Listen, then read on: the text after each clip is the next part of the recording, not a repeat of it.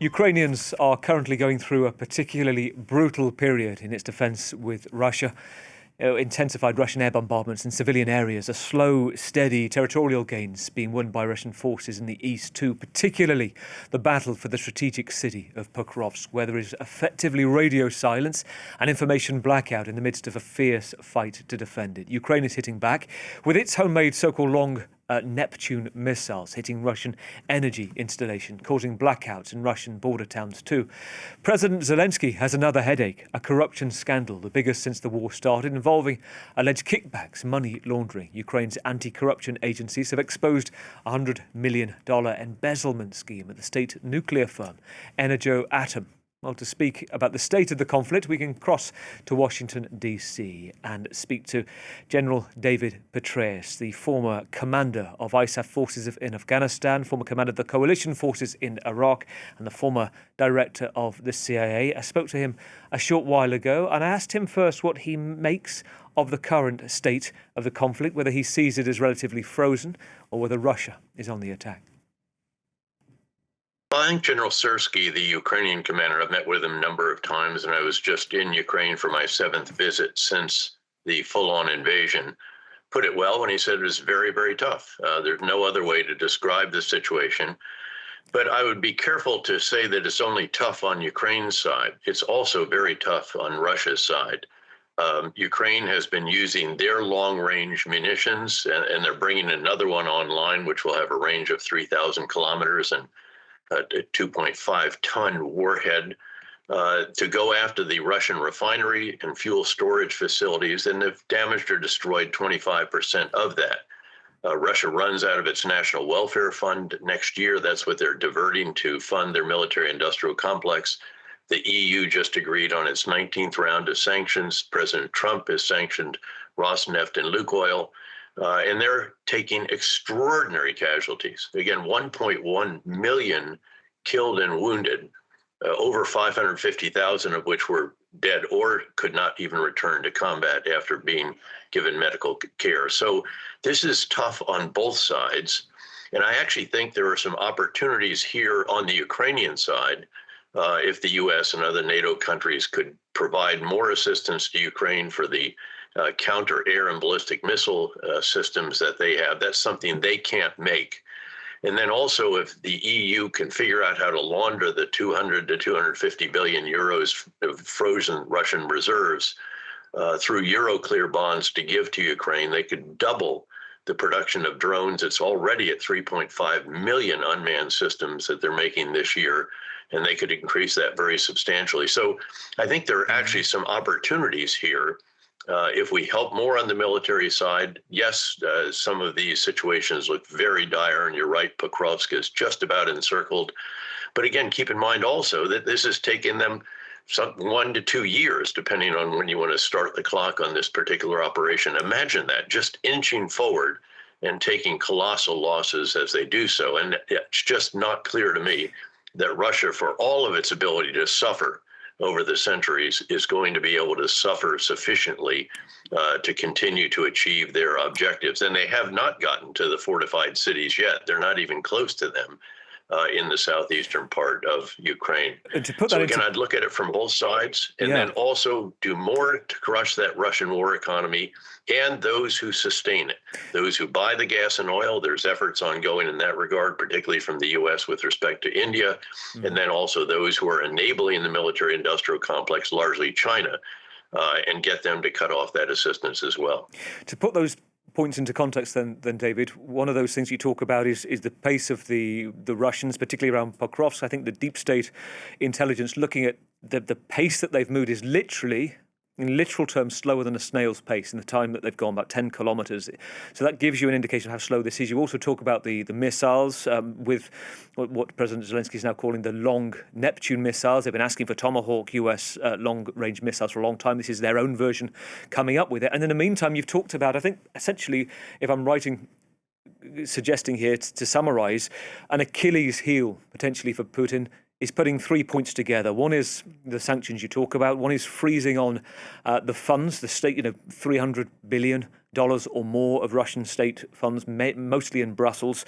And also when it comes to China India, the biggest importers of Russian gas and oil.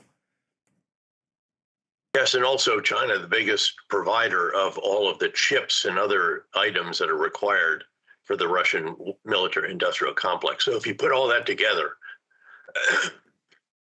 I think there's a real opportunity to help Ukraine defend better and crush the Russian war economy, which is in much more fragile state, I think, than many people recognize. Let's talk about Syria. There are very few people around with your battlefield experience, with your CV. And let's talk about your extraordinary recent encounter with somebody else who's got a very unique CV and made international headlines. This is your conversation in front of cameras with Ahmed al-Sharaa, the Syrian president, the former al-Qaeda fighter who was battling your forces in Iraq. And you've openly spoken about this being a completely surreal moment that it was. You told him in the conversation that it gave you enormous hope. Tell us about that, General Petraeus, and what you came away thinking now you've had time to reflect. Well, this is an individual, again, who had a bit of a checkered path to being the president of this interim government in Syria. He was in detention in Iraq for some 5 years. That encompassed the time that I commanded in Iraq as a 4-star. I never heard his name. He was a cell leader, not a particularly prominent individual, but he was in detention because he was a member of al-Qaeda in Iraq and was caught planting explosives.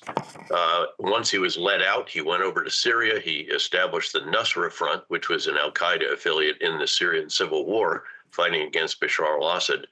And then he renounced that, formed another organization, which essentially controlled Idlib province in the northwest of Syria, and built real institutions there, including a real military, which he then used, and with Hezbollah not being able to come to the rescue of Bashar al-Assad, the Iranian Revolutionary Guards Corps not there, and Russian air power and special ops not available because of their preoccupation with Ukraine, all of a sudden, Ahmed al-Sharaa was able to liberate Aleppo. That happened much more rapidly than he expected, so he continued to Hama and then Homs, and the road to Damascus was open.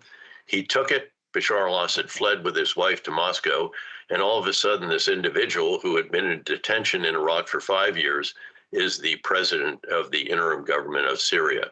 So interviewing him on stage was surreal, really quite extraordinary, and it was while he was in New York for the UN General Assembly back in September.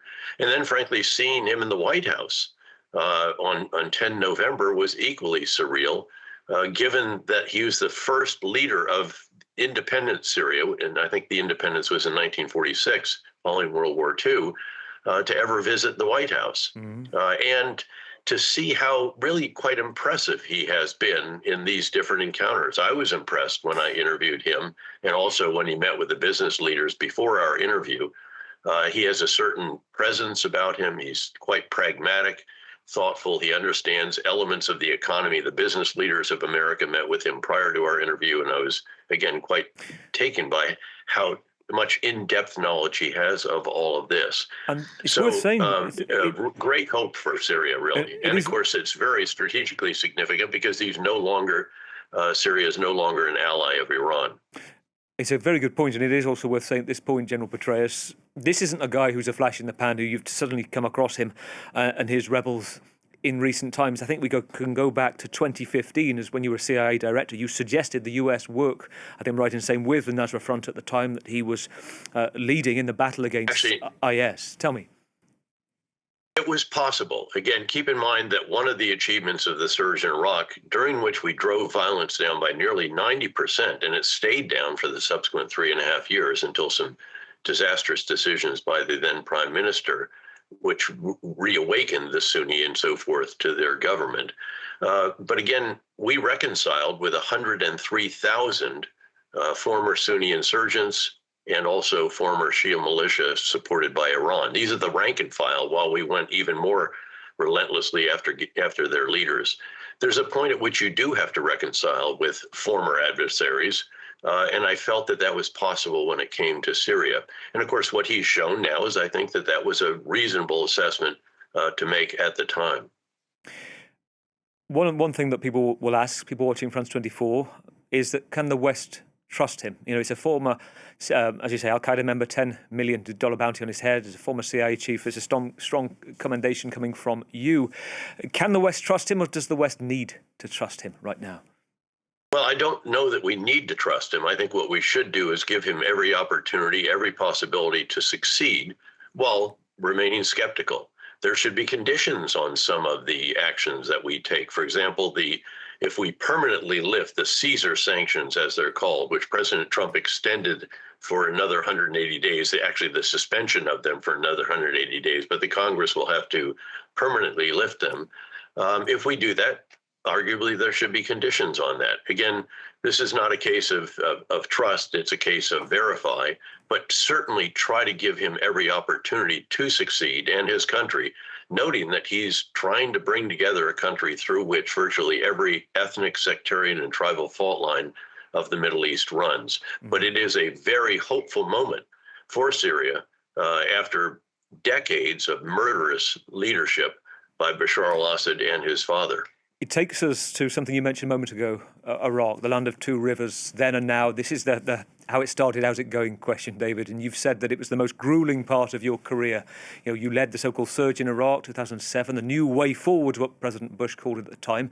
So you brought in 20,000 extra soldiers, stabilising the country. It's widely seen as a tactical success, stopping an escalating civil war, giving short-term stability. I think some analysts would argue Not just stopping.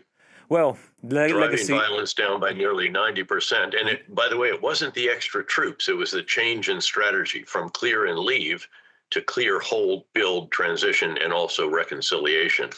And it was sustained for a good 3.5 years after the completion of the surge. In fact, it continued to get marginally better. Sadly, the moment we left our final forces, there were ruinous sectarian decisions taken by the government in Baghdad that tore the fabric of society apart again that we had all worked so hard to put together. I was just in Baghdad, I should note, for the first time, in fact, since I was the CIA director, so it's over 13 years since 2012. And I have to say that what I saw was really quite remarkable. Now, they've just had elections, of course, since then on 11 November. The outcome is not a clear victory for the current prime minister and his coalition, nor for others. So there will be an extended period of wrangling, I'm sure. But it will be another time where they have actually peacefully transitioned power, touch wood, which is something that has taken place a number of times since the original invasion of Iraq in 2003 by U.S. and coalition forces.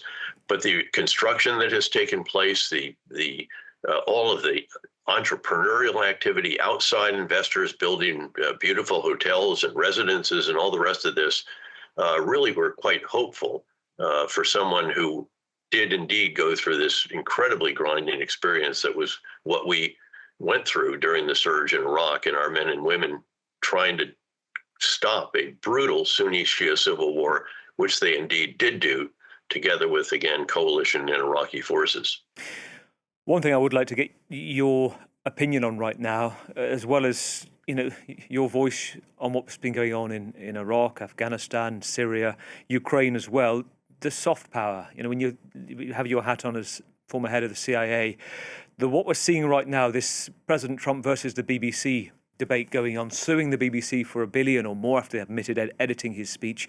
You've travelled, you've worked around the world, you've seen the soft power of public broadcasting. Where do you stand on that? The power of information, and whether this is actually giving other bad state actors, the Russians, for example, a moment to jump on this and take away credibility? Well, I think soft power goes hand in hand with hard power, and I certainly don't think that what the BBC did can be defended, frankly. I think it was a big mistake on their part. But this is not just about news media. This is about all the tools of soft power. What we did in Iraq, for example, to solidify the security gains was then to provide a better life for the Iraqi people on the ground, to convince them that they would be better off if they supported us and eventually supported the Iraqi government and Iraqi forces, rather than supporting al-Qaeda in Iraq, Sunni insurgents, or Shia militia supported by Iran. And again, it's the entire arsenal of tools. So the reduction, for example, in various forms of soft power by the U.S. and by some other countries as well, I think is not well advised, as General Mattis, at the time the Secretary of Defense, one time offered. If you don't give me diplomats, you're going to have to give me more bullets. But it's far more than diplomats. It's development experts, it's rule of law experts, and so forth and so on, because you have to improve all the aspects of life for the people after you have achieved the security that enables you to pursue those, quote, soft power activities. Your own relationships, General Petraeus, particularly with President Trump. Let me quote you when he first met you, when his first term in office, 2016. He said, "Just met General Petraeus, was very impressed. Since his second term has begun, are you mindful of what you can say about him? I would consider those who are critical, for example, suffering the consequences. Somebody who comes to mind is John Bolton, for example." Well, look, it was a very nice tweet that he put out after we met. I was a candidate to be the Secretary of State. Ironically, that night, he had dinner with Rex Tillerson and decided to go in that direction. And he called me up the next day, offered something else, and thanked him very much. But look, I think you're always conscious of what you say about folks of any, conscious of what I say about Democratic leaders as well as Republican leaders. That goes without saying. I don't think you needlessly pick fights in the world of public opinion and media. I think you try to be as measured as you can and to be as objective. And in fact, I'm in a unique position because I am non-political in the United States. I stopped voting when I was promoted to 2 stars, following the example of General George C. Marshall during World War II. I've never resumed. I don't register. I don't vote. I don't support candidates or contribute to them. And as a result, I can actually meet on Capitol Hill and do with members of either party, and they'll even allow themselves to be photographed with me, which is the real statement of that. So I just try to be as objective as I can about what the policies are, not all the other theatrics and performances that are ongoing, again, from members of all parties here and in other places as well. And I think it's fair to accept that President Trump has actually achieved some significant outcomes in a variety of different endeavors, and certainly has followed some policies that he himself is actually reversing or changing as he goes forward, including some of those that affect affordability for American citizens, which it appears is going to be the focus of the midterm elections next year. I'm minded of your time, but I would like in the last couple of minutes we have with you just to talk about a Trump policy on another major battlefield you've commanded, Afghanistan. The repressive Taliban control right now, the population facing a humanitarian crisis. The US spending a reported $13 billion in total aid assistance since 2021, now almost entirely cut bar 2 education programs. This America First policy, the Trump administration cutting US AID. What do you make of that move and the consequences? Well, first, let me just say that when the policy was announced by actually President Biden that he would follow through with the agreement reached by the Trump 1.0, I said that I believe we will come to regret this decision. And also on air, actually on Fox News, said that I feared a psychological collapse of the Afghan security forces after our withdrawal and the withdrawal of all the Western contractors who maintained the overly sophisticated U.S. helicopters that were the linchpin to the entire defense strategy of the country. In any event, I think that we have come to recognize, I hope, that it was a mistake to leave. We could have sustained this easily. Sustainability is measured in the expenditure of blood and treasure. We hadn't lost a soldier in 18 months by the time we withdrew. And we could easily afford the cost at that time, $25 billion or so out of a $830 billion defense budget. That said, again, it's very, very difficult to support the Taliban given what they are doing. I'd like to find ways that we can continue to help the people, if we can, by bypassing the Taliban to the extent that that is possible. There are some activities going on now that are recent initiatives that I won't go into. But again, I'm worried about the people. We sought for 20 years to provide them a better future. We did during our time there, not the least of which was that, again, there were actually elections. Women could go to not just to elementary school, but also to high school and college. I supported a student at the American University of Afghanistan and so on. So it's very, very sad to see the situation in which the people find themselves under this 8th or 9th century interpretation of ultra-conservative Islam.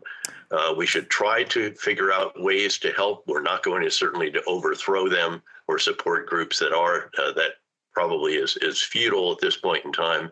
And it's going to take decades before there's an improvement there, I fear. General David Petraeus, very good to talk to you tonight. Thank you for your time. It is a rare insight that you offer and context to, and I look forward to speaking again. Thank you, David.